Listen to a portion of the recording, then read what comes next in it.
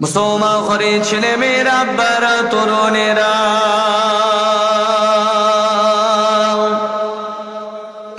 এ নবী পাকের প্রেমিকেরা, ইয়া আমার রাসূলুল্লাহ দিবানারা।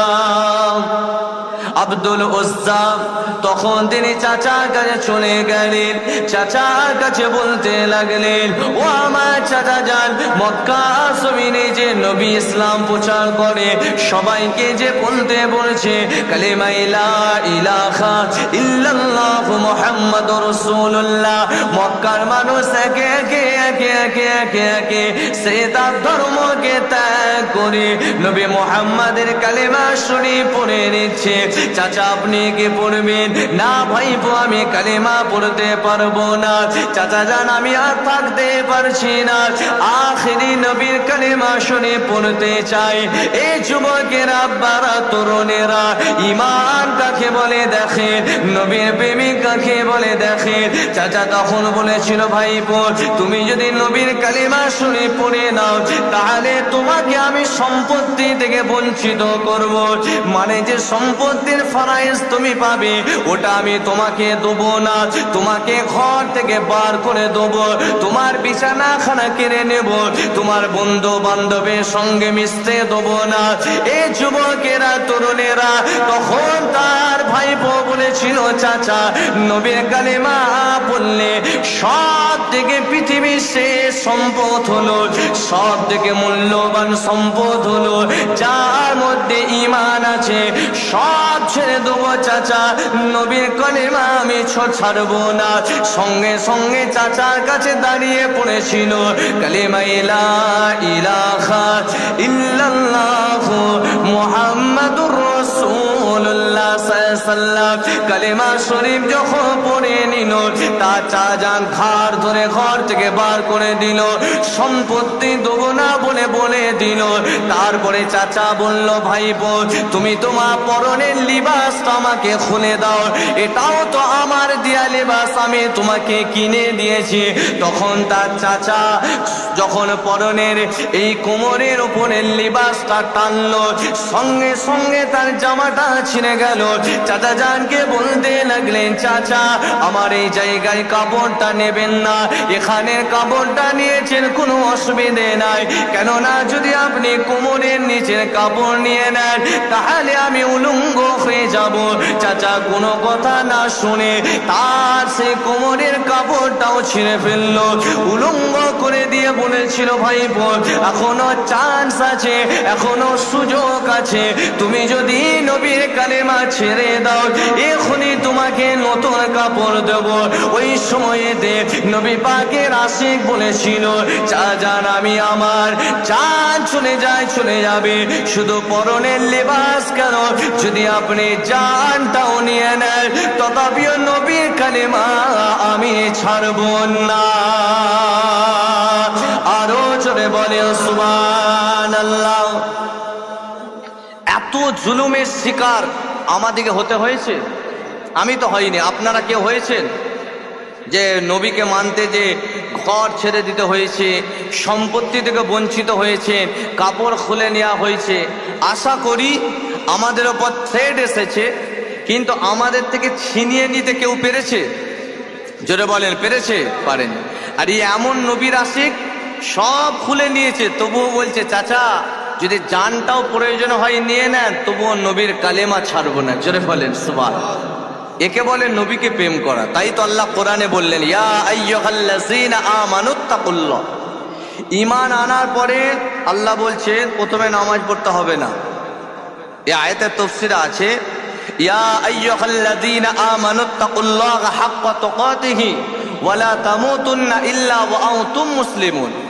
বলছে ঈমান আনার পরে আমার আল্লাহ বলছেন প্রথমে নামাজ নয়, প্রথমে রোজা রাখতে হবে না, পয়সা থাকলে প্রথমে হজ করতে হবে না, যাকাত দিতে হবে না, আমি আল্লাহ আমাকে ভয় করার মতো আগে ভয় করো। এবং তারপরে বলছে হাক্কা তুকাতিহি ওয়া লা তামুতুন্না ইল্লা ওয়া আনতুম মুসলিমুন। ততক্ষণ পর্যন্ত তুমি মৃত্যুবরণ করো না যতক্ষণ না সাচ্চা মুসলমান হচ্ছ। আমরা নবীকে ভালোবাসি, আমাদেরকে জুলুমের শিকার হতে হয় না, কোনোদিন হয়েও নি, তথাপিও ভালোবাসাটা মুখে বলি। আমাদের চাল চলন, উঠা বসা, খাওয়া দাওয়া সব গায়ের কওমের মতো। আজকে বলতে অবাক লাগে, এত কিছু আমাদের ওপর আঘাত জুলুম আসার পরেও আমাদের ইয়াং স্টাররা তাদের চুল কাটা, তাদের প্যান্ট পরা, তাদের চলাফেরা সবটা ইহুদি গায়ের কওমের মতো এখনো কালচার আছে না নাই? জোরে বলে। এটা বিয়ে হলে, আমি এটা হক কথা বলতে ভালোবাসি, অসুবিধা হচ্ছে না? হক বলে আল্লাহর ওপর তাওয়াক্কুল করে চলে যাব। দাওয়াত দিল না দিল, হক কথা কোনো আলেম যদি চেপে রেখে ওই তেলা মাথায় তেল দিয়ে ওয়াজ করে পালাই, ও ওয়াজ আমরাও জানি। একটা ঘটনা ধরবো, কোনো পিসাব আল্লাহর ওলি নাহলে কোনো সাহাবাত বেশ মুখরোচক করে একটা গজল, চায়ে চুমুক দেবো আর ওয়াজ করে পালাতে পারি না? পারি না। কিন্তু হাসরের ময়দানে আল্লাহ ধরবে, কিরে তোকে তো মানুষ দাওয়াত করেছিল, সিংহাসনে বসিয়ে তারা মেজে বসেছিল, মাশাআল্লাহ ভালো খাইয়েও ছিল, আবার নজরানাও দিয়েছিল, আমি আল্লাহ তোমাকে 4 চাকা গাড়িও চাপিয়েছিলাম, তুমি এত বড় সেখানে যে দুটো পয়সার লোভে হক কথা চেপে রাখলে। এক প্রকার আলেমকেও আল্লাহ হাসরের ময়দানে খতিব যে ওয়াজ করে আল্লাহর দরবারে সবাইকে দাঁড়াতে হবে না হবে না চিৎকার দিয়ে বলে। ওই জন্য কবর বাঁচিয়ে ওয়াজ করা ভালো, তাই তো নাকি? এবার যদি কাউকে খারাপ লাগে জানবে তার মনে শয়তানি ওয়াসওয়াসা আছে না নাই। তবে আমি যেটা বলছি থ্রেড নয়, আমাদেরকে বাঁচার জন্য বলছি। আজকে বলছে ওয়াকফ নিয়ে নেব, এর আগে বলেছিল তাড়িয়ে দেবো, এখন বলছে তোমাদের মাদ্রাসা মসজিদ খানকা সব নিয়ে নেব। বলছে না? বলেনি। কিন্তু এটা কেন বলছে? কাদের জন্য আল্লাহ জালেমকে বলাচ্ছেন? এর দ্বীপে তো ঢুকতে হবে, আমাদের জন্য। মিশকাত শরীফ হাদিস চমকাচ্ছে, আল্লাহ নবী বলেছেন যখন মুসলমান আল্লাহর নাফরমানি করবে, ওই মুসলমানকে শায়েস্তা করার জন্য আল্লাহ জালেম বাদশা নিযুক্ত করবে, সে তাকে শায়েস্তা করবে। তার মিশকাত শরীফ আছে, মুসলমান যখন আল্লাহর নাফরমানি করবে তখন আল্লাহ জালেম বাদশা দেবে। তাহলে দাদা দিদি কাউকে গালি দিয়ে কোনো লাভ আছে? আমরা খারাপ হয়ে গেছি। চায়ের দোকানে চরচর আফসোস হচ্ছে, জানিস নিয়ে নেবে বলেছে, দাদাকে দুটো কেউ গালও দিয়ে দিচ্ছে, কোনো লাভ হবে না। তোমার ঈমান কোথায়? তুমি একবারও রাতের বেলায় অন্ধকারে বলেছো আল্লাহ এগুলো যেন না নিয়ে নেয়, তাহলে সব বেকার হয়ে যায়। কজন দোয়া চেয়েছে? আলেমরা লড়ছে, আলেমরা ডাক দিচ্ছে, আছে। চাই না এটা ভুল কথা, খুব কম পার্সেন্টেজ মানুষ চাইছে। এখনো তুমি কেন ইহুদির মতো চুল কাটবে? যা কেটেছো কেটেছো, কে বলেছে তোমাকে অমন চুল কাটতে? তুমি জানো না আল্লাহর নবী হাদিস শরীফে বলেছেন মান তাশাব্বাহা বিকওমিন ফাহুয়া মিনহুম, যে যার স্টাইলে চলবে তার সঙ্গে তার হাসর নাসর হবে। আজকে গাঁটের ওপরে দেখবেন, মানে আমেরিকায় খুব ফ্যাশন হয়েছে গাঁটে এই গোড়ালির ওপরে প্যান্ট পরা। তারা এটা যেমন ফ্যাশনও করেছে, আবার তারা তথ্যও দিয়েছে কেউ যদি গোড়ালির ওপরে প্যান্ট পরে, মানুষের শরীরে যে হরমোন আছে তাতে বাতাস আর সূর্যের তাপের প্রয়োজন আছে, তবে তার শরীরে হরমোনটা ঠিক থাকবে। এটাই 1500 বছর আগে নবী আমার জানিয়ে দিয়েছেন, তোমাকে ছেলে হলে গোড়ালির ওপরে তোমাকে জামা কাপড় পরতে হবে। নবী 1500 বছর আগে বলেছেন, আজকে সেই নবীর সুন্নতকে প্রাধান্য দিয়ে মানুষ সুস্থ জীবন যাপন করছে। জোরে বলেন সুবহানাল্লাহ। তাহলে একটা গায়ের কম তারা যদি নবীর হাদিসটা নিতে পারে, হয়তো তারা ইসলাম কবুল করেন। আর আমরা মুসলমান হয়ে নবীর উম্মত হয়ে তাদের স্টাইলে কেন চলবো? এইগুলো থেকে নিজেদেরকে বাঁচার চেষ্টা করবে। আজকে আফসোস লাগে, একটা বিয়ে বাড়ি খেতে গেলেও লজ্জা লাগে।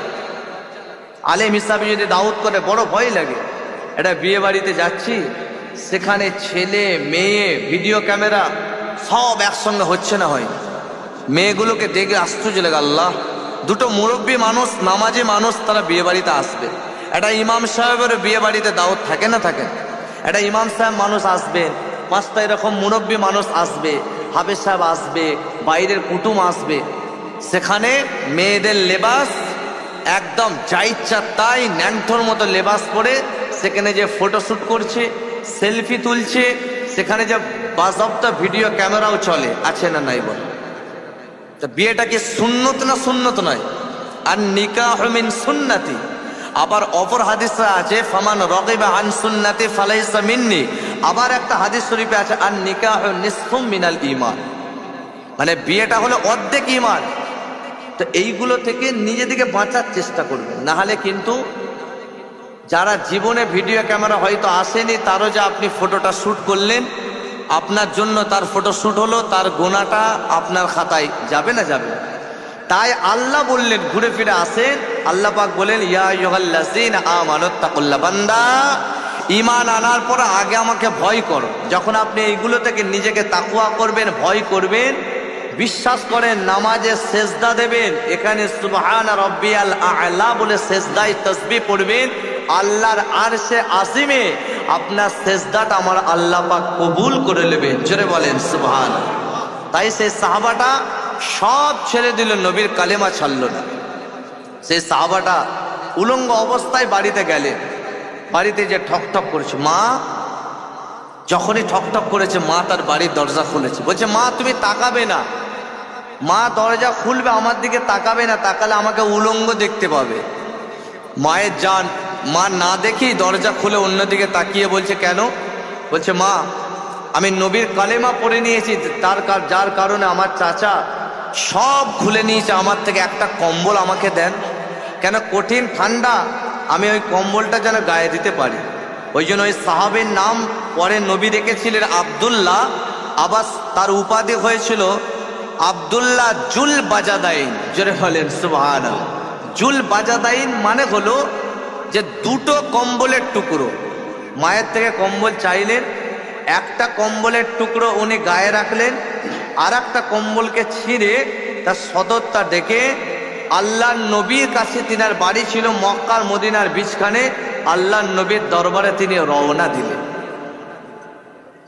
এ ছেলেরা, যুবকেরা, এ নবী পাকের প্রেমিকেরা, আল্লাহ নবীর সাহাবা হযরত আব্দুল্লাহ জুল বাজাদাইন রাদিয়াল্লাহু তাআলা আনহু, হুজুর আমার হাঁটতে হাঁটতে হাঁটতে কঠিন শীতে কাঁপতে কাঁপতে কাঁপতে আল্লাহ নবীর মদিনা শরীফে তিনি পৌঁছে গেলেন। নবী পাকের দরবারে যে রাতের বেলায় তাহাজ্জুদের ওয়াক্তে যে পৌঁছালেন, আল্লাহ নবীর দরবারে সালাম দিলেন, আসসালাতু ওয়াসসালামু আলাইকা ইয়া রাসূলুল্লাহ, আসসালাতু ওয়াসসালামু আলাইকা ইয়া হাবিবাল্লাহ। যখনই নবী পাককে সালাম দিলেন, আল্লাহ নবী দরওয়াজা খানা খুলে বলেছিল ওয়া আলাইকুমুস সালাম। এ বাবা তোমার কি খবর? তুমি এমন কেন অবস্থায় আছো? তোমার পরনের লেবাস কোথায় গেল? তখন সেই সাহাবা হুজুরটা বলেছিলেন ইয়া রাসূলুল্লাহ, ইয়া হাবিবাল্লাহ, হুজুর আপনাকে আমি মক্কা জমিনে দেখেছিলাম, কিন্তু আপনি যখন মদিনা শরীফে চলে আসলেন আপনাকে না দেখতে পারে বড় খারাপ লাগছিল। তাই তো আপনার কলেমা পড়েছি বলে, আপনার উপর ঈমান এনেছি বলে আমার চাচার কাছে আমি লালিত পালিত হচ্ছিলাম। কেননা ছোটবেলায় আমার আব্বা মা মারা গেছে। ইয়া রাসূলুল্লাহ, ইয়া হাবিবাল্লাহ, হুজুর আমার চাচা আপনার কলেমা শরীফ পড়ার কারণে পরনে সব কিছু খুলে নিয়েছে। তাই তো আমার মায়ের কাছ থেকে এই দুটো কম্বলের টুকরো, একটা কম্বলকে আমি ছিঁড়েছি, ওই ছেঁড়াটা একটা দিক আমার শরীরটা ঢেকেছি, আর একটা কম্বল নিয়ে আমার এই শতটা আমি ঢেকেছি। আল্লাহ নবী সঙ্গে সঙ্গে বলেছিলেন আমার সাহাবা তোমাকে দেখে আমার বড় কষ্ট হচ্ছে। নবী পাক সাল্লাল্লাহু নিজের দুটো জুব্বা মুবারক পরিধান করা, যেটা আমার নবী পরে নামাজ পড়তেন, আমার নবী পরে রাস্তা দিয়ে যেতেন, আমার নবী পরে দরবারে বসতেন। নবী পাকের দুটো জুব্বা মুবারক ওই সাহাবা হুজুরটাকে আমার নবী পাক দান করে দিলেন, হাদিয়া স্বরূপ তাকে দিয়ে দিলেন। নবীর জুব্বা যদি কারো শরীরে লেগে যায় জান্নাতি না জান্নাতি নয়? আমাদের আহলে সুন্নাতুল জামাতের আকীদা বারহাক সে জান্নাতি। জোরে বলেন সুবহানাল্লাহ। কত বড় সেই সাহাবাটার নসিবটা ভালো যে নবীর কলেমা পড়েছে আর কাঁপছে, নবীকে দেখবো, নবীকে মেনেছে আর কাউকে মানবনি, নবীর দুটো জুব্বা মুবারক পেয়ে গেল। আর আমরা নবীকে এমন ভালোবাসি, এই শীতের সময়তে যেমন বেঁচেছিলেন চার ইমামের এক ইমাম, ইমামে মালিক রহমাতুল্লাহ আলাইহি। উনি এত বড় নবীর আশিক ছিলেন, ওনার বাড়ি ছিল মদিনা শরীফে। যখন মদিনা শরীফে ওনাকে পিশাব পায়খানা পেত, কাজায়ে হাজাত, তখন তিনি মদিনা শরীফ থেকে অনেক বাইরে যে পিশাব পায়খানা করতেন। কিতাবে আছে প্রায় 3 মাইল। 3 মাইল মানে কিলোমিটার হিসাবে ধরলে কমসে কম 4 থেকে 4.5 কিলোমিটার তিনি হেঁটে হেঁটে যেতেন, যে পিশাব পায়খানা করে আসতেন। একজন জিজ্ঞাসা করলো, আচ্ছা আপনি এখানে পিশাব পায়খানা আপনি করেন না কেন? বলছে জানি না আমার রসুল পাক সাল্লাল্লাহু আলাইহি ওয়াসাল্লামের কদম মুবারকটা কোন জায়গায় পড়েছে, ওই জন্য আমি ইমামে মালিক, যদি আমার নবীর কদম মুবারক যে জায়গায় পড়েছে সেখানে যদি আমি কাজায়ে হাজত করতে চাই, আস্তাগফিরুল্লাহ, তাহলে আমার জীবনের আমল বরবাদ হয়ে যাবে। ওই জন্য আমি ইমামে মালিক 4 কিলোমিটার দূরে যে নবীর আদবের দিকে খেয়াল করে আমি পিশাব পায়খানা করে আবার চলে আসতাম। এবং তিনার 2টো ঘোড়া ছিল। যখন তিনি অত নবীর আশিক হননি, উনি খুব ধনী লোকের ছেলে ছিলেন, মানে ওনার পৈতৃক ওনারা সম্পত্তি অনেক ছিল এবং খুব ধনী ছিলেন, জাতি ধনী, পরম্পরা আর কি। তো ওনার 2টো ঘোড়া ছিল, একটা হচ্ছে মিস্রি ঘোড়া আর একটা সুরা খানের ঘোড়া। মানে ওই ঘোড়াগুলোর এত দাম। আরবের সুরুক ঘোড়ার ব্যাপারে কিতাবে আছে যে আরবের যে লাল ঘোড়া, এখন বর্তমান সময়ে তো ওই লাল ঘোড়া কিনতে গেলে দেখবেন মাঝে মাঝে ইউটিউব ভিডিওতে দেখি, যারা দুবাইয়ের রাজ পরিবারের ছেলেরা তারা শকেতে উট চড়ে। এক তো তাদের গাড়িগুলো অনেক মেহেঙ্গা দামি হয়, এবং তারা উটও বা ঘোড়া শকেতে চড়ে। ইউটিউবে দামগুলো দেখায় 13 কোটি, 14 কোটি, 15 কোটি। তেমন ইমামে মালিক রহমাতুল্লাহ আলাইহির 2টো ঘোড়া ছিল, তার দাম ছিল 2টো ঘোড়ার কয়েকশো কোটি টাকা। মানে এত মেহেঙ্গা ঘোড়া।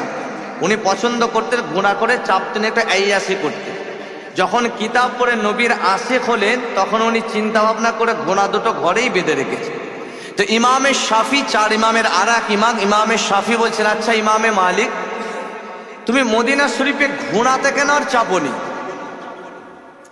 তখন ইমামে মালিক রাহমাতুল্লাহ আলাইহি বলেছিলেন, এ ইমামে শাফি, আমি কেন ঘোড়াগুলো চাপিনি?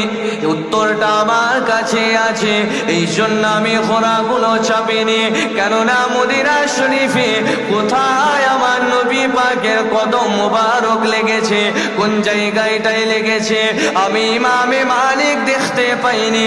আমি যদি আমার এই ঘোড়াগুলোকে নিয়ে সৈর করতে চাই, আমি যদি ঘোড়াগুলোকে নিয়ে ঘুরতে চাই, এই যুবকেরা, বারা তরুণেরা, যদি আমার সেই ঘোড়ার পাটা আমার নবী পাকের যেখানে কদম মুবারক লেগেছিল ওই জায়গাটায় যদি লেগে যায়, এই কারণে আমি ঘোড়াগুলো চাপিনি। তবে যখন তুমি ঘোড়ার কথা বললে, এই 2টো ঘোড়া আমি যতদিন মদিনা শরীফে থাকবো জীবনে আর কোনোদিন ঘোড়া চাপবো না।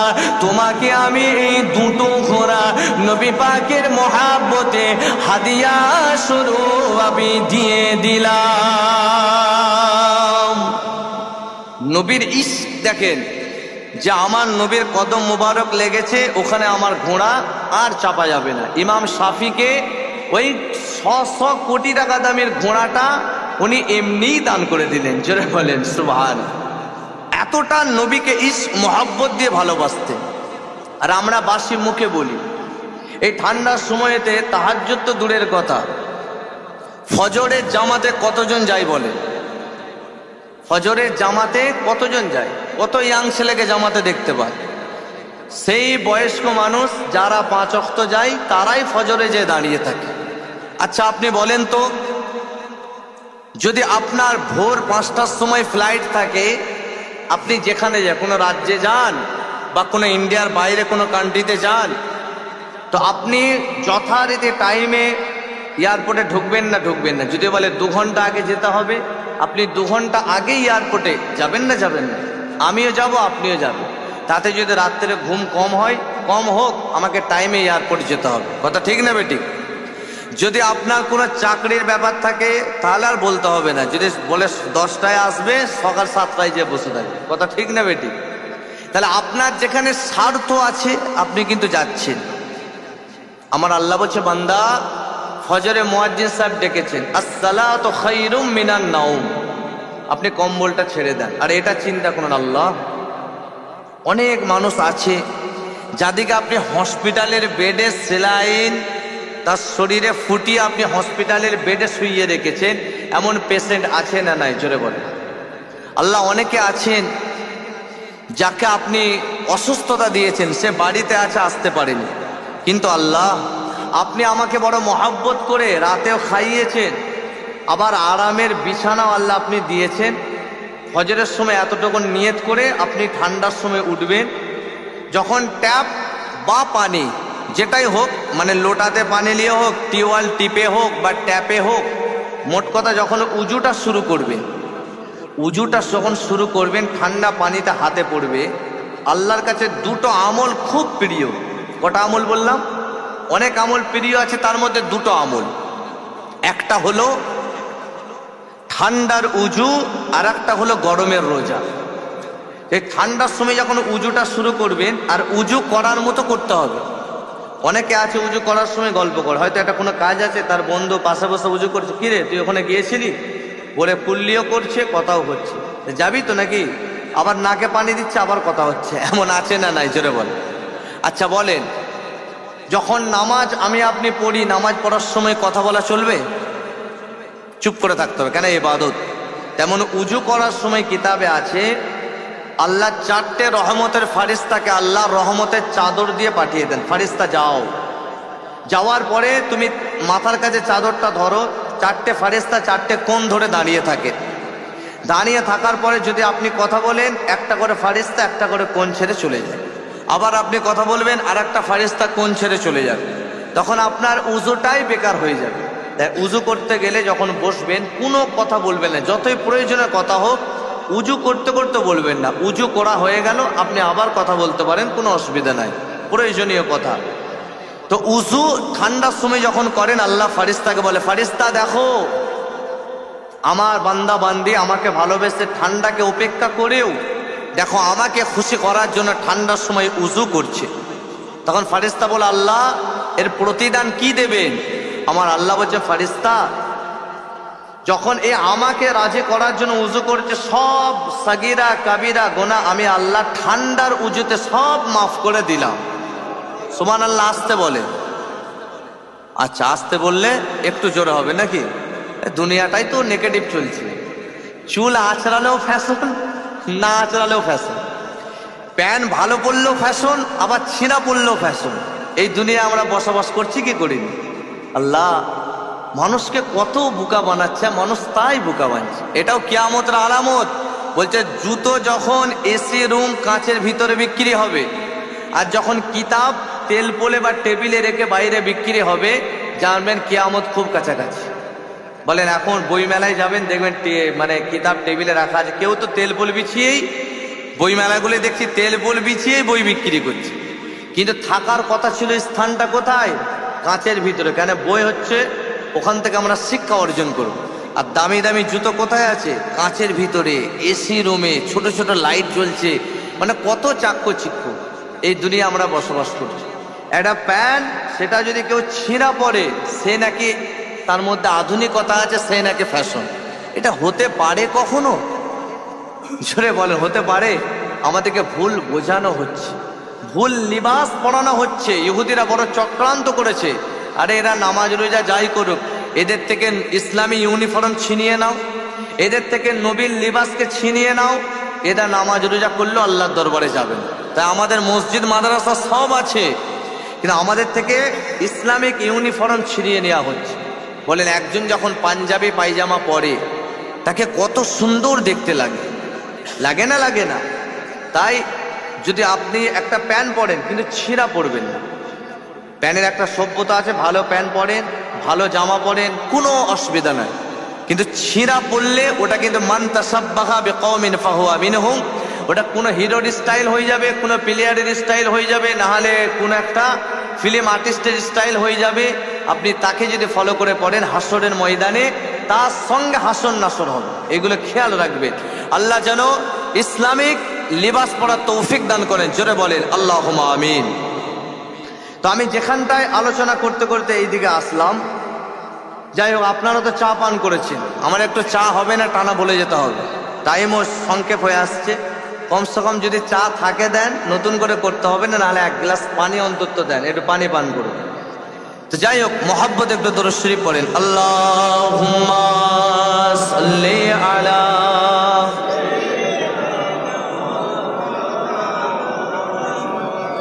ওয়া আলা আলি সাইয়্যিদিনা।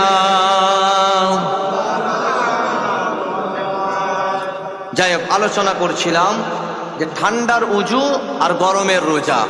ঠান্ডার সময় কেউ যদি উজু করে, আমরা নবীকে ভালোবাসি আর ইমামে মালিক হুজুরও ভালোবেসেছিলেন। দুটো ভালোবাসার মধ্যে আসমান জমিনের ডিফারেন্স আছে। আমরা ভালোবাসি মুখেতে বলি, কিন্তু ফজর এসে আরামের বিছানাতেই পড়ে থাকি, আমরা যেতে চাই না। সত্যিকারের যদি আপনি ফজরের নামাজে যান, আমার আল্লাহ বলছেন লিল্লাহি মা ফিস সামাওয়াতি ওয়া মা ফিল আরদ, জমিন ও আসমানে যা কিছু আছে তার থেকেও আমার আল্লাহ আপনাকে বেশি নিয়ামত দান করবে, জোরে বলেন সুবহানাল্লাহ। মসজিদে 5 বার আজান দেয়। আমি হয়তো ওয়াজ করে চলে যাচ্ছি, আপনি বললেন হুজুর একটু আমাকে মশলা বলে দিন। একবার বললেন, আমি না শোনার ভান করলাম, আবার বললেন না শোনার ভান করলাম। বলেন 3 বারের বেলায় আপনি আমার উপর নারাজ হবেন না? হবেন না? বেজার হয়ে যাবেন। কি মৌলানা রে বাবা, একটা মশলা জিজ্ঞাসা করছে বলছে না। তা আমার আল্লাহ কতবার ডাকেন? 5 বার ডাকেন। যদি আমি আপনি 5 বার ডাকেতে একবারও সাড়া না দিই, আমার আল্লাহ রব আল্লাহ তিনি নারাজ হবেন না? হবেন না? হবেন না? হবেন না? তাই ফজরের নামাজ পড়ে কিছু আমল আছে। যেমন আমরা সকালে ফ্রেশ হয়ে আমাদের শরীরকে ভালো রাখার জন্য আমরা চা, পানি, ডিম সিদ্ধ যা যেরকম খাদ্য সে খায়, যাতে আমার শরীরটা ভালো থাকে। কিন্তু রুহেরও একটা খোরাক আছে। রুহ মানে হচ্ছে জান, যেটা আমাদের থেকে ছিনিয়ে নিলে আমাদেরকে বলা হয় মারা গেছে, ইন্তেকাল হয়ে যায়। আমাদের হাত থাকতো লাড়তে পারি না, চোখ থাকতো দৃষ্টিশক্তি আল্লাহ কেড়ে নেয়, মানে দেখতে পারি না। মরণ হয়ে গেলে গোটা বডি থাকে, তারপরে আমরা বডিটা লড়নচরণ হয় না। তো এ রুহের একটা খোরাক আছে। ওই জন্য আল্লাহ ওলির দরবারে গেলে তারা রুহের খোরাক দেয়। আজকে বড় আফসোস লাগে, একটা ছেলে হয়ে তার আব্বা দুনিয়া থেকে চলে গেছে, তার মা চলে গেছে, একটু সর্বরিসানি হবে, একটু তাদের জন্য দোয়া খায় চাওয়া হবে, এটাও এখানেও ফতোয়া লাগায় ওইগুলো করা যাবে না। আপনি ভুলের মধ্যে আছে, গাফলাতের মধ্যে আছে। আমার আব্বা আমাকে সারাটা জীবন লালিত পালিত করলে, সে আব্বার জন্য একটু যদি দোয়ার মাহফিল করে অসুবিধা আছে? এই যে বাড়িওয়ালা করেছেন বা আপনারা অনেকে করেন, যার যেমন আল্লাহ ওকাত দিয়েছে। সর্বরিসানের মাহফিলে কি হয়? ঢোল বাজনা হয় নাকি? আল্লাহ রসুলের কথা হয়, দরুদ শরীফ পড়া হয়, নাত শরীফ পড়া হয়, নবীকে সালাম দেওয়া হয়, একটু দোয়া চাওয়া হয়। সবগুলো ভালো না খারাপ? যেটা বলেন সবগুলো ভালো না খারাপ?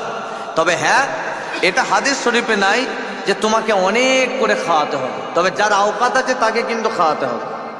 আপনার হয়তো আওকাত নেই, এমনকি হাদিস শরীফে আছে আপনি একজনকেও খাওয়াতে পারবেন না, আপনি খুব গরিব, তবুও আপনি নামাজের মুসাল্লাতে 3 বার পড়বেন কুল হুয়াল্লাহু আহাদ আল্লাহুস সামাদ লাম ইয়ালিদ ওয়া লাম ইউলাদ ওয়া লাম ইয়াকুল লাহু কুফুয়ান আহাদ। 3 বার পড়ে আপনার আব্বা মায়ের জন্য হাত তুলুন। আল্লাহ, আমি গরিব মানুষ, আমার আওকাত নেই, আমি খাওয়াতে পারিনি। আল্লাহ, আমি আমার আব্বা মায়ের জন্য 3 বার সূরা ইখলাস পড়েছি।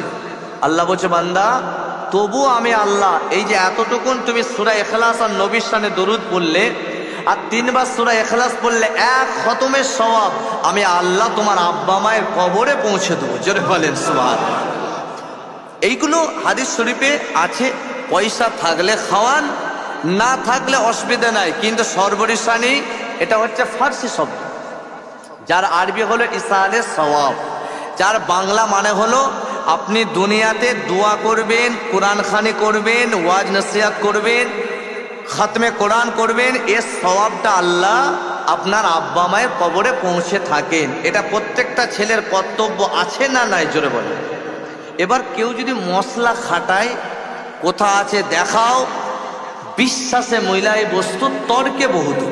তুমি তর্ক করবে, তুমি সাকসেস হতে পারবে।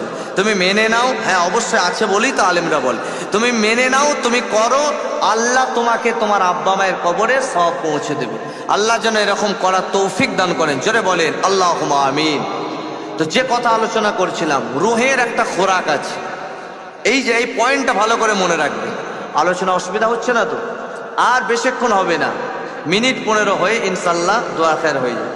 অসুবিধা হচ্ছে? একবার তাকবীর দেন তো দেখে, নারে তাকবীর, নারে তাকবীর। মাশাআল্লাহ, চার্জ ভালোই আছে। আচ্ছা, আমি কোথায় আলোচনা করতে করতে এতদূর চলে আসলাম? কোন জায়গাটায় বলছিলাম বলতে পারবেন? যাই হোক, আলোচনা তো ধরেছিলাম আল্লাহ নবীর সাহাবা, যার নাম হলো আব্দুল্লাহ জুল বাজাদাই। তিনি সেই নবীর দরবারে গেলে, আর দুটো জুব্বা মুবারক, তার পরনে দুটো কম্বল ছিল বলে, একটা কম্বল দুটো করে ছিল বলে আল্লাহ নবী দুটো জুব্বা মুবারক দান করেছিল। এই জায়গায় তো তারপরে একটু ইমামে মালিক হুজুরের কথা বলতে একটু ভিন্ন আলোচনা করছিলাম। যাই হোক, মহাব্বতে একটু দুরূদ শরীফ পড়েন। আল্লাহুম্মা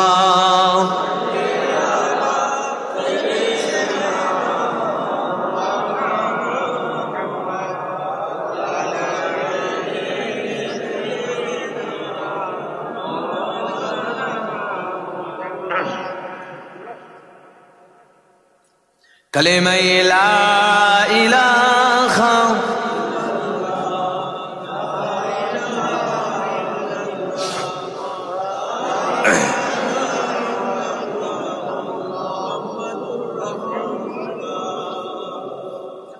তো রুহের খোরাক যদি কেউ না দেয়, অনেকে দেখবেন ড্রিঙ্ক করে, মানে মদ খায়, শরাব পান করে। আমাদের মুসলিম কমিউনিটির মধ্যে অনেকে আছে না নাই? আচ্ছা। গেঁজাও খায়, আছে না নাই? আছে। আর আমি প্রথম গেঁজাটা বুঝতে পারতাম না, আমি ভাবতাম ওটা একটা বিড়ি বেরিয়েছে, মানে কলকে টাইপের দিয়ে তাতে দিয়ে খাই। তো অনেকে আছে আবার চালাক আছে, এমনও আছে সিগারেটের যে তামাকটা ফেলে দিচ্ছে, ওতেও গেঁজা ভরে দিয়ে ওটা খাচ্ছে, ওতেও ভরে দিয়ে। এমন আছে না নয়? শয়তান মার্কা আছে। তো যাই হোক, তো এই যে শরাব পান করা, গেঁজা খাওয়া, এটা কেন হয় জানেন? মানুষ কিন্তু এটা, যারা মাতাল হয়ে যায় দেখবেন তার পিছনে একটা ইতিহাস আছে। সে কোন একটা ডিপ্রেশনে ভুগেছিল, কোন একটা টেনশন হয়েছিল, সে টেনশনটা রাখতে পারেনি বলে নেশার সাপোর্ট নেয়। অনেকে আনন্দের জন্য নেশার সাপোর্ট নেয়, অনেকে আবার টেনশনে নেয়। এই দুটোর জন্যই তো নেশা করে নাকি? কেউ এনজয় করতে যে একটু শরাব খায়, আর কেউ আবার টেনশনে শরাব পান করে। তো এই দুটো কারণে নেশার সাপোর্ট এই জন্য নেয়, যখন কেউ রুহের খোরাক দেয় না, তখন রুহ চিৎকার করে, আল্লাহ এ তার মাটির শরীরকে বাঁচাবার জন্য ভালো মন্দ খাচ্ছে, আমি রুহ আমাকে একবারও খোরাক দিচ্ছে না। এই রুহ বার বার বার বার চিৎকার করা যখন করে, সেই মানুষটা টেনশন হয়, টেনশন হয়, টেনশন হয়। আর তার মধ্যে তো এলেমি জ্ঞান নাই, যার কারণে টেনশন না রাখতে পেরে সে তখন নেশার সাপোর্ট নেয়। কিন্তু আপনাকে আমি এমন একটা নেশাতে ঢুকাতে চাইছি, ওই নেশা যদি আপনার থাকে, জীবনে শরাব পান করে যারা মজা পায়, এর মতো মজা আস্তাগফিরুল্লাহ, ওর সাথে তো উদাহরণ চলেই না। এই নেশাতে যদি আপনি ঢুকে যান, এই নেশাটা আপনাকে একদিন নবীর দিদার করিয়ে দেবেন। জোরে বলেন সুবহানাল্লাহ। এই নফস সবসময় দিনেতে নফসের বারখেলাপ কাজ করবে, তাহলে কি হবে? নফস ভালো থাকবে। ওলিয়া আউলিয়ারা নফসকে কন্ট্রোল করতো বলেই তেনারা আল্লাহর ওলি হতেন। তো ফজরের নামাজ পড়ে এই রুহকে একটু খাবার দেবেন। ফজরের নামাজ পড়ে আপনি প্রথমেই পড়বেন বুখারী শরীফের শেষ হাদিস, দুটো কালেমা আছে, সুবহানাল্লাহি ওয়া বিহামদিহি সুবহানাল্লাহিল আযীম। এটা তাসবিহ নিয়ে 100 বার পড়বেন। যদি পড়েন কি হবে? হাসরের ময়দানে আপনার গুনাহকে এক পাল্লায় রাখা হবে, আর দুটো কালেমার আমলকে এক পাল্লায় রাখা হবে। তামাম জিন্দেগির গুনার পাল্লাটা আল্লাহ হালকা করে দিয়ে এই দুটো কালেমাকে এক পাল্লায় দিয়ে নেকির পাল্লাটা আল্লাহ ভারী করে দেবেন। জোরে বলেন সুবহানাল্লাহ। 100 বার পড়বেন, তারপরে 21 বার পড়বেন সুবহানাল্লাহি ওয়ালহামদুলিল্লাহি ওয়ালা ইলাহা ইল্লাল্লাহু আল্লাহু আকবার। তারপরে আবার আপনি পড়বেন আস্তাগফিরুল্লাহ রাব্বি মিন কুল্লি জামবি ওয়া আতুবু ইলাই। আবার পড়বেন লা হাওলা ওয়ালা কুওয়াতা ইল্লা বিল্লাহিল আলিয়্যিল আযীম। 21 বার করে পড়বেন সুবহানাল্লাহি ওয়া বিহামদিহি সুবহানাল্লাহিল আযীম। এটা 100 বার। যদি ফজরের নামাজ পড়ে আপনি এই রূহের খোরাক দেন, ওই দিনেতে যদি আপনার মৃত্যুও হয়ে যায়, আমার আল্লাহ আপনার মৃত্যুটা খাতেমা বিল খায়রটা শেষ নিঃশ্বাস ত্যাগ হওয়ার পূর্বে কালেমা শরীফ পড়তে পড়তে আমার আল্লাহ পাক মৃত্যু নসিব করবেন। জোরে বলেন সুবহান। ফজরের নামাজ পড়ে এতটা রুহকে যদি আমরা চেষ্টা করি, এই আমলগুলো করা যাবে না যাবে না? বলে ইনশাআল্লাহ যাবে। আল্লাহ যেন তৌফিক দান করেন। জোরে বলেন আল্লাহুম্মা আমিন।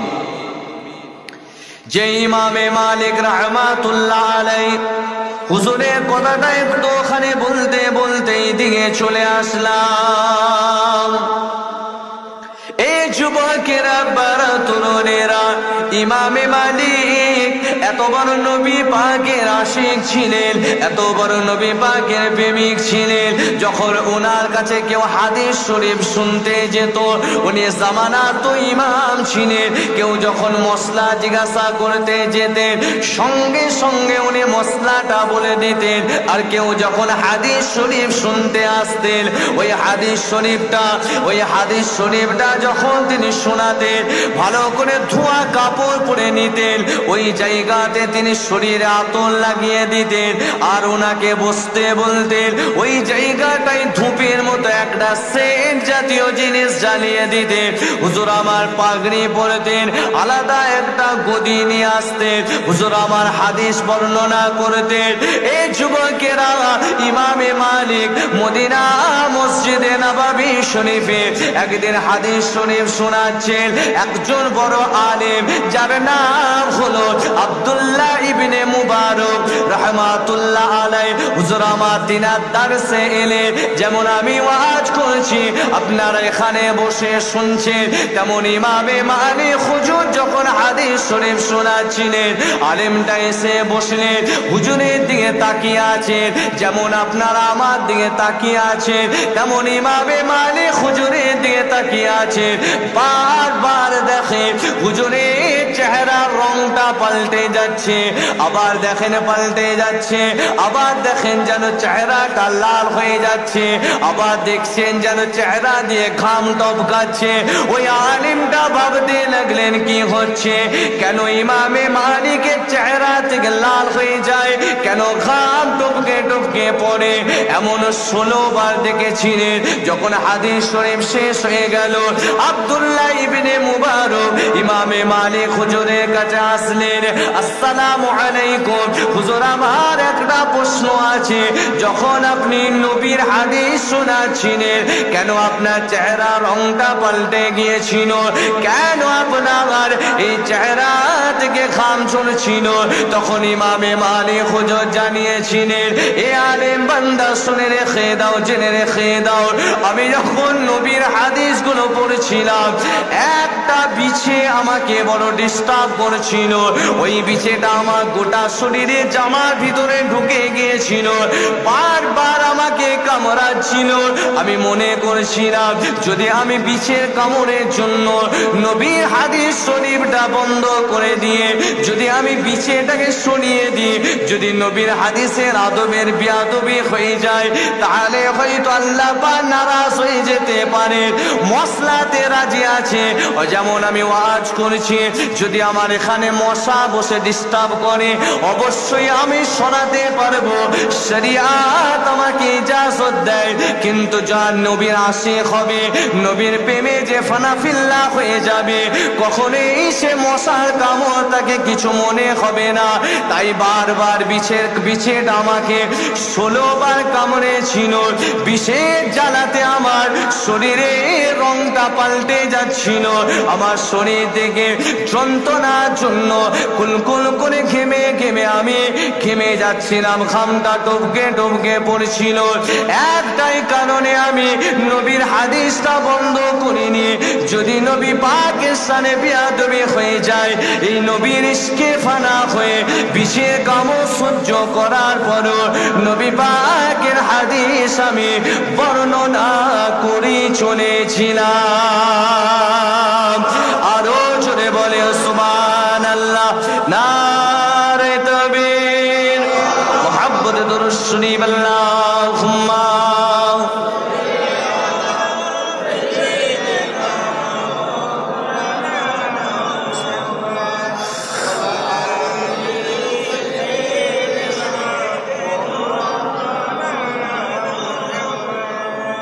কালিমা লা ইলাহা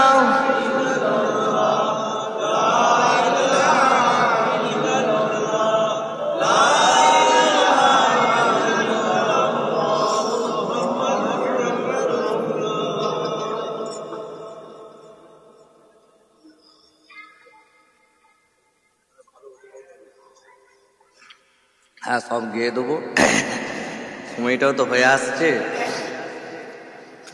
যাই হোক, আলোচনা করতে করতে অনেকটা এগিয়ে চলে আসলাম, আর সময় নেব না, একেবারে শেষের দিক। তাহলে খেয়াল করেন নবীর আশিক কাকে বলে। দেখেন 16 বার পিছে কামড়েছে, তথাপিও নবীর হাদিস পড়ানোটা উনি এই জন্য থামায়নি যদি নবীর সানে বেয়াদবি হয়ে যায়। আমরা তো সেই নবীর উম্মত নাকি? নবীর ওয়াজ এত শুনেছেন, নবীর ওয়াজ এত শুনেছেন, এত শুনেছেন, নবীর দিদার কখনো আমরা পাচ্ছি? জোরে বলেন পাচ্ছি? কি করে পাবো?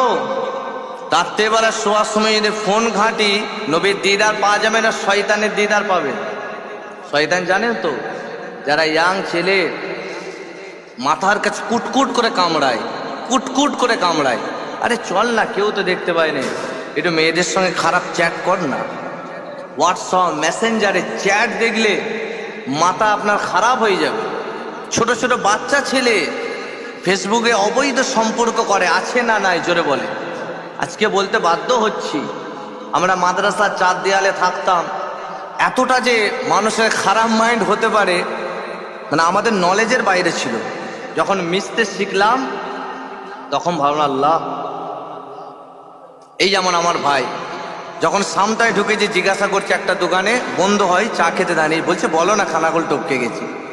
কিন্তু সত্যি বলছি, মিথ্যা কথা বলা তো অভ্যাস নাই। আমি ওই জন্য বললাম যে ভাই চাটা খেয়ে গাড়ি ছাড়ছি, সামটা টপকাচ্ছি। কেন? তাদের ওটা হ্যাবিট হয়ে গেছে। আমি এটুকুনো যদি ফোনে বলি যে আমি খানাগুলো টপকে গেছি, ভাই দেখতে পাইনি, কিন্তু একজন দেখতে পাচ্ছেন, তিনি কে? আল্লাহ। ভাই হয়তো আমার প্রতি একটু নারাজ হতে পারে যে বললাম টাইমে ঢুকলো না, ওনার নারাজগিটা আমি মানিয়ে নিতে পারবো। আমি এসে ভাইয়ের কাছে ক্ষমা চেয়ে নিত, ভাই টাইম বলেছিলাম ঢুকতে পারিনি, এটা আমাকে ক্ষমার নজরে দেখবে। কিন্তু আমি যে মিথ্যা কথাটা আল্লাহর ভয়ে বললাম না, আল্লাহ আল্লাহ রসুল খুশি হবেন না হবেন? যাই হোক, এটা আমি আমার নিজের এর জন্য বলছি না। যে কথা বলছিলাম, নবীর দিদার আমরাও পাবো। শোয়ার সময় মোবাইল নয়, উজু করবেন, ডান দিকে কলট ফিরে হাতটাকে কানের কাছে রাখবেন, পাটাকে একটু মুড়ে নেবেন, মুড়ে নিয়ে গুটিয়ে একটু শোবেন, শুয়ে শুয়ে নবীর সানে দুরূদ শরীফ পড়তে পড়তে ঘুমাবেন। আল্লাহুম্মা সাল্লি আলা সাইয়্যিদিনা মাওলানা মুহাম্মদ ওয়া আলা আলি সাইয়্যিদিনা মাওলানা মুহাম্মদ। আল্লাহুম্মা বারিক আলা মুহাম্মদ ওয়া আলা আলি মুহাম্মদ কামা বারাকতা আলা ইব্রাহিম ওয়া আলা আলি ইব্রাহিম ইন্নাকা হামিদুম মাজিদ। বারবার আপনি নবীর সানে দুরূদ শরীফ পড়ে প্রত্যেক দিন ঘুমানোর অভ্যাস করবেন। একদিন যেই নবীর ওয়াজ মাহফিলে শোনে, যেই নবীর ওয়াজ মোবাইলে শোনে, সেই নবীর দিদারটা আল্লাহ পাক আপনার খ্বাবের মাধ্যমে করিয়ে দেবেন। জোরে বলেন সুবহানাল্লাহ। এই আমলগুলো ছোট ছোট আমরা যদি অভ্যাস করি, করতে পারবো না? পারবো না? ইনশাআল্লাহ আমরা পারবো। কিন্তু আমরা এত বড় হতভাগা যে আমরা জান্নাতের আশা নিয়ে বসে থাকি, একবার জান্নাতটাও চাই, এটাও আল্লাহর কাছে অনেকে বলে না। আছে না নাই? জোরে বলে। জান্নাত চাই, এটা জবান দিয়ে বলা দরকার আছে। আপনার লক্ষ্মী ভান্ডার স্ত্রীর চাই, আপনার বোনের লক্ষ্মী ভান্ডার চাই, এই চাই বলে সরকারের কাছে হাত পাতলেই দেবে? সরকারি রুলস আছে, মেনটেন করতে হবে, ফর্ম ফিল আপ করতে হবে, দফতরে জমা দিতে হবে, সেটা যখন অ্যালাউ হবে সেখানে যে তারপরে সরকার দেখার পরে পয়সা দেবে। কথা ঠিক না বেঠিক? বন্যায় তেল বলে এসেছে, আপনি ঘরে বসে থাকলে দিয়ে যাবে? যে একটু পঞ্চায়েতে যে দরখাস্ত হোক, যা কিছু করতে হবে তবে তেল বল দিতে পারবে, তাই তো নাকি? যাই হোক, যা বন্যা হয়েছে, যে তেল পোলের যোগ্য সে পাচ্ছে না, যে যোগ্য নয় সে পঞ্চায়েতে যে দেখতে ঝগড়া লেগে যাচ্ছে। এই হচ্ছে আমাদের অবস্থা। একটা তেল পোলের জন্য কত ঝগড়া ঝাঁটি করে না। তো যাই হোক, তা আমরা যে জান্নাতের আশা নিয়ে এত ওয়াজ শুনি, এত ওয়াজ করিয়ে নামাজ পড়ে আল্লাহর কাছে চাই না।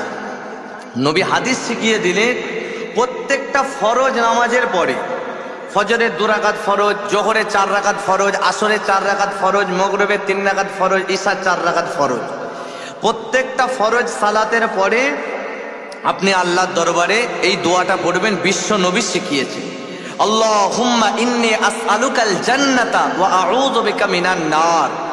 যদি আপনি আরবিটা না জানেন, বাংলায় বলবেন, আল্লাহ আমি আপনার দয়ার জান্নাতের আশা রাখছি আর জাহান্নামের আগুন থেকে আশ্রয় দেবেন। এটুকুন বলা যায় না? আর যদি আপনি না বলেন, হাদিস পাকের ব্যাখ্যায় এসেছে যে জাহান্নাম বলে, আল্লাহ এটা আপনার বান্দা এত ইবাদত করছে, আমি যে কঠিন জাহান্নাম, আমার থেকে তো আশ্রয় চাইছে না। তাই প্রত্যেকটা ফরজ নামাজের পরে ইনশাআল্লাহ এতটুকুন বাংলায় বলা যাবে যে আল্লাহ আপনার জান্নাতের আশা রাখছি, জাহান্নাম থেকে আপনি আশ্রয় দেবেন। যাবে তো? বলে ইনশাআল্লাহ। এতটুকুন বলবেন, আল্লাহ যেন তৌফিক দান করেন। জোরে বলেন আল্লাহুম্মা আমিন। আলোচনা একদম শেষের দিকে। তো সে আব্দুল্লাহ, আল্লাহ নবীর সাহাবাটার নাম আল্লাহ নবী রেখেছিলেন আব্দুল উজ্জা নয়, নবী চেঞ্জ করে রেখেছিলেন আব্দুল্লাহ। নবী বলে, আব্দুল্লাহ তুমি আসহাবে সুফফাতে থাকো। যেটা প্রথম মাদ্রাসা ছিল আসহাবে সুফফা, ওখানে সাহাবা হুজুরদের সঙ্গে থাকতে বললেন এবং বললেন, আব্দুল্লাহ তুমি ওখানে থাকবা। তখন তাবুক যুদ্ধের দামামা বেজে গিয়েছিল, মানে তাবুক যুদ্ধের সময় ছিল। নবী আমার যুদ্ধে যাবেন। তখন সে আব্দুল্লাহ এসে বলছে, ইয়া রাসূলুল্লাহ, হাবিব আল্লাহ, আপনি আমার জন্য একটু দোয়া করেন যেন আমিও যুদ্ধে শরীক হতে পারি। নবী দোয়া করেছেন, আল্লাহ আব্দুল্লাহ রক্ত কাফেরদের জন্য হারাম করে দেন। মানে চাইছে আমি যুদ্ধই যাব, নবী বলছেন আল্লাহ কাফেরদের জন্য হারাম, মানে আব্দুল্লাহ যাতে যুদ্ধই না যায়, কাফেররা যেন একে না মারতে পারে। তা আব্দুল্লাহ বলছে, ইয়া রাসূলুল্লাহ, ইয়া হাবিব আল্লাহ, আপনি দোয়া উল্টো চাইলেন কেন? আল্লাহ নবী বলছেন, আব্দুল্লাহ তোমাকে কাফেররা এত কষ্ট দিয়েছে, তোমার চাচা এত কষ্ট দিয়েছে, আমি তাদের সঙ্গে লড়াই হবে, আমি চাইবো না তাদের হাতে তুমি মৃত্যুবরণ করো। তবে আমি নবী বলছি, তুমি বাড়িতে থাকো, যদি তোমার জ্বরও এসে মারা যায়, তুমি যে তাবুক যুদ্ধের জেহাদের শহীদের যে তামান্না রেখেছো, তুমি এই সময় মারা গেলেও তাবুক যুদ্ধ চলাকালীন আল্লাহ পাক তোমাকে শহীদেরই দরজা দেবেন। জোরে বলেন সুবহান।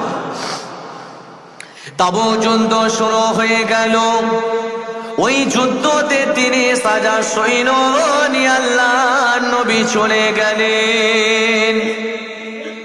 এই যুবকেরা, বারা তরুণেরা, যখন তাবুকের ময়দানে লড়াই চলছে, কাফেরদের হাতে তলোয়ার আছে, মুসলমানের হাতে একটা করে দাঁতল আছে।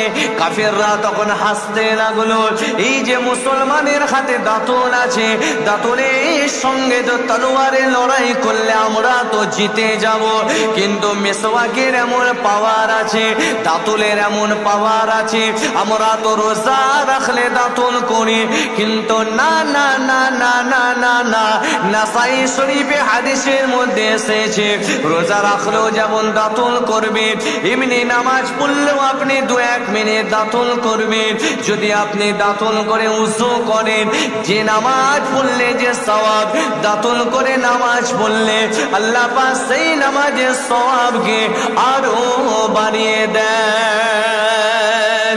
এবং দাঁতলের ব্যাপারে এসেছে ইমাম আহমদ ইবনে হাম্বল রাহমাতুল্লাহ আলাইহি বলেছে, যে দাঁতল করা যদি অভ্যাস থাকে, মরণের সময়তে আল্লাহ পাক দাঁতল করার জন্য কালেমা শরীফ পড়তে পড়তে মৃত্যুটা নসিব করে দেবেন।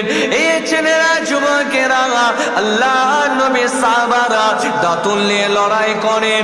ওই দাঁতল নিয়ে লড়াই করার জন্য নবী সুন্নত সুন্নতকে জিন্দা করার জন্য তাবুকের ময়দানে সাহাবা হুজুরদেরকে আল্লাহ পাক তাকে বিজয় দান করেছিলেন। নবী যখন যুদ্ধ ময়দান থেকে ফিরেছেন, একজন সাহাবা বললেন, ইয়া রাসূলুল্লাহ, ইয়া হাবিবাল্লাহ, আব্দুল্লাহর বড় জ্বর এসেছে, অসুস্থ আছেন। নবী আমার দোয়া করলেন, আবারও বললেন, ইয়া রাসূলুল্লাহ, আব্দুল্লাহ আরো জ্বর বেড়ে গেছে। রাস্তা দিয়ে আসতে আসতে একজন সাহাবা হুজুর এসে বললেন, ইয়া রাসূলুল্লাহ, ইয়া হাবিবাল্লাহ, আব্দুল্লাহ দুনিয়া ছেড়ে বিদায় নিয়ে চলে গেছে, আল্লাহর ডাকে সাড়া দিয়েছে। সকলেই বলেন ইন্না লিল্লাহি ওয়া ইন্না ইলাইহি রাজিউন। নবী পাক চলে আসলেন, সাহাবা হুজুরদেরকে বললেন, কবর খনন করো। কবর রেডি হয়ে গেল, গোসল দাও, গোসল দেওয়া হয়ে গেল। নবী পাক সেই সাহাবাটার নিজে ইমামতি করলেন, জানাজার নামাজ হয়ে গেল।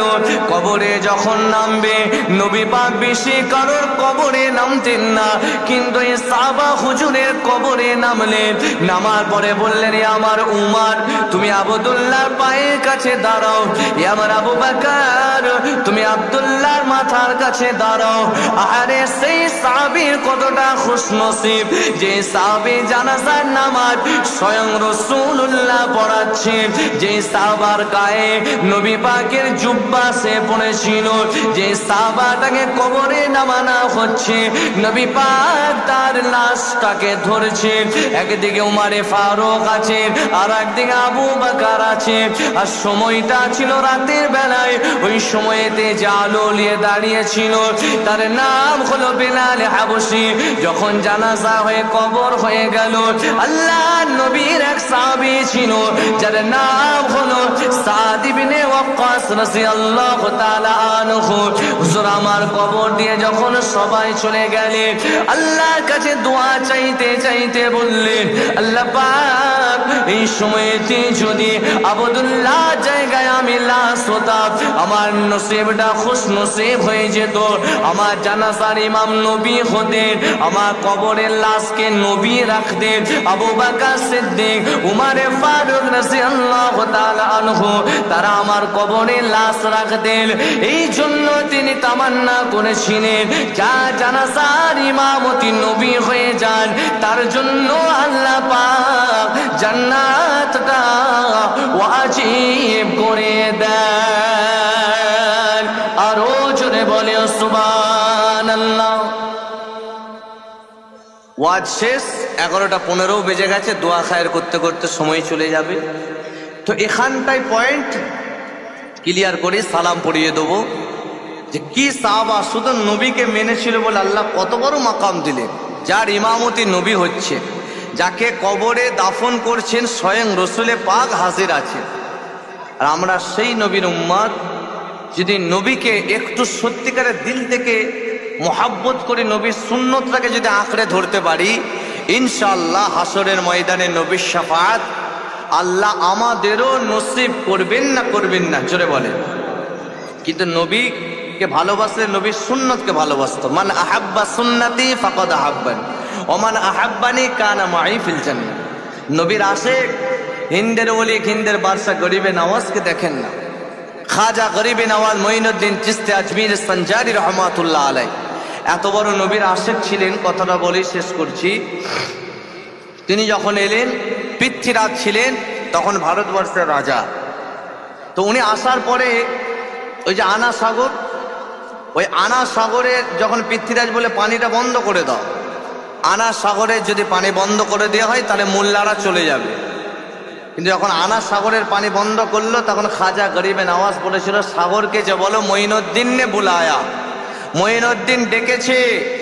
তো যখন এই সাগরের পাশে যে বলল, কিতাবে আছে গোটা আনা সাগরের পানিকে আমার আল্লাহ একটা লুটার ভিতরে ঢুকিয়ে দিয়েছিলেন। জোরে বলেন সুবহানাল্লাহ। তো বর্তমানে কিছু মুসলমান দূর এসব বাজে কথা। আরে আমরা যারা খাজা হুজুরকে মানি, ফুরফুরার পীর দাদা হুজুরকে মানি, আমরা যারা বড় পীর আব্দুল কাদের জিলানী রহমাতুল্লাহ আলাইহি হুজুরকে মানি, আমরা বলছি আমাদের হুজুর কারামত দেখিয়েছিল। তোরা যে বলছিস পারবি না, তো তোমাদের কে আছে তাকে বলো, খাজা হুজুর তো আনা সাগরের পানি একটা লোটায় ঢুকিয়েছিল, তোমরা ওই একটা বালতির পানি একটা লোটায় আগে ঢুকিয়ে দেখাও, তবুও যদি একটুখানি দেখাতে পারো তবুও জানবো যে একটু খাপে খাপ এসেছে, কিছু বললে মানা যাবে। শুধু দেখাতেও পারবে না, তোমরা মানতেও পারবে না। আগেই বললাম চালে কাঁকড় থাকবে। অনেকে আছে আল্লাহর ওলিদের বিরোধিতা করে, আখেরি জামানা তারা করবে করবে করবে, কিন্তু হকের প্রদীপ আল্লাহ কিয়ামত পর্যন্ত চালিয়ে রাখবেন। কথা ঠিক না বেঠিক? আর যে বক্তা সে মানুষকে ভালো কথা না বলে, আমি এতক্ষণ যে ওয়াজ করেছি বলেন এমন কিছু আমি কারোর বিরুদ্ধে বলেছি? জাস্ট যেটুকুন বললে নয়। কিছু বক্তা আছে স্টেজে ওঠে ফুরফুরার বিরুদ্ধে বলে বলে ভাইরাল হতে চাই, ভাইরাল। আর এই এমন সমাজ, ভালো ওয়াজ করলে অতটা ভাইরাল নয়, নেগেটিভ কথা বলবো দেখবেন এটা ভুল বুকে দেবো অন রেকর্ড, কালকে দেখতে পাবেন কত শেয়ার বাজে বাজে কমেন্ট হবে। আর এত যে ভালো কথা বললাম, ফজরের নামাজ প্রত্যেক নামাজের পরে আল্লাহর কাছে জান্নাতের আশা রাখবেন, ফজরের নামাজের পরে রুহের গেসা দেবেন, 100 বার করে কালিমার ওসিফা করবেন, বলেছি কি বলিনি? এটা অতটা শেয়ার হবে না, কারণ আখেরি জামানা কিছু থাকবে আল্লাহ ওলিদের বিরোধিতা করে, ফুরফুরা শরীফকে থ্রেড করে সে ভাইরাল হতে চায়। তার মানে কি ফুরফুরা শরীফের মান্যওয়ালা আছে যদি বলা হয়, তাহলে যারা ফুরফুরাকে মানে ভালোবাসে তারা কি হবে? তার বিরুদ্ধে লেগে যাবে, লাগলে সে কমেন্ট হবে, শেয়ার বাড়বে, তত সে ভাইরাল হতে থাকবে। যে চিস্তিয়া তরিকা মানে খাজা হুজুরের কথা বললেন, সে বাজে বাজে কমেন্ট করবে, শেয়ার বাড়বে, সে ভাইরাল হবে, এমন আছে। তো মূল কথা আল্লাহর ওলিদের বিরোধিতা করতে নাই, কেন আল্লাহ পাক নিজে বলেছেন তুই বিরোধিতা করিস বা নাই করিস, যে মানে তাকেও নামাজে ওলিকে সালাম দিতে হবে, যে মানে না তাকেও সালাম দিতে হবে। কারণ আত্তাহিয়াতু লিল্লাহি ওয়াস সালাওয়াতু ওয়াত তাইয়্যিবাতু আসসালামু আলাইকা আইয়ুহান নবী ওয়া রাহমাতুল্লাহি ওয়া বারাকাতুহু। তারপর আরেকটা সালাম আছে, আসসালামু আলাইনা ওয়া আলা ইবাদিল্লাহিস সালিহিন। আছে না নাই? না গাজাখড়ি বললাম? প্রথম সালামটা নবীকে, তারপরে সালামটা ইবাদিল্লাহিস সালিহিন। এবারে এই সালিহিনের তাফসীর, এই সালিহিনের ব্যাখ্যা, যারা আল্লাহর নেক বান্দা, যারা আল্লাহর ইবাদত করে করে আল্লাহর ওলি হয়েছে, যারা আল্লাহর ওলি হয় তারা কিসের জন্য আমরা ভালোবাসি? আমরা খাজা মঈনুদ্দিন চিশতিকে কিসের জন্য ভালোবাসি? হুজুরকে বিশাল তিনি ধনী ছিলেন, জমিদার ছিলেন না, তিনি আল্লাহর মাহবুব বান্দা ছিল বলে আমরা ভালোবাসি, তাই তো নাকি? শুধু মুসলমান নয়, খ্রিস্টান, নাসারা, বৌদ্ধ, জৈন, গায়ের কম সবাই তার মাজার শরীফে যায় না? যায় না? যায়। তিনি তো চলে গেছেন, তবুও কেন যায়? এটা তেনার পাওয়ার। ফুরফুরা ইসালে সব 3 দিন হয়, দেখবে রাত 1টা 2টো 3টে বাজছে, ভক্ত মুরিদরা জিয়ারত করছেই যে জিয়ারত করতেই যে ইসালে সবে কি পাচ্ছে? আল্লাহ ওলিদের দরবারে গেলে রুহানি ফায়েজ পাওয়া যায়, আর রুহানি দোয়া যারা আল্লাহর ওলিদের লেগে যাবে, ব্যাস তার জীবনকে আল্লাহ পাক কামিয়াব করে দেবে। কথা ঠিক না বেটা? যাই হোক, আপনার খেদমতে আমি বলতে চাইলাম, আপনার যদি ওলিয়া উলিয়াকে ভালো নাও লাগে, আপনি বিরোধিতা করবেন না, শেষ হয়ে যাবে। ভালো না লাগে, আল্লাহ ভালো বোঝেন, আপনি সরে যান, কিন্তু বিরোধিতা কারোর বিরুদ্ধে করতে আছে, কারোর বিরুদ্ধে বলতে না। তো যাই হোক, আপনাদের খেদমত আল্লাহ যেটুকুন বলালেন আপনাদেরকে শোনালেন, আল্লাহ সকলকে আমল করার তৌফিক দান করেন। সকলেই পড়েন আল্লাহুম্মা আমিন। আসুন একটু দাঁড়িয়ে দাঁড়িয়ে নবীকে সালাত ও সালাম পেশ করিয়া নবী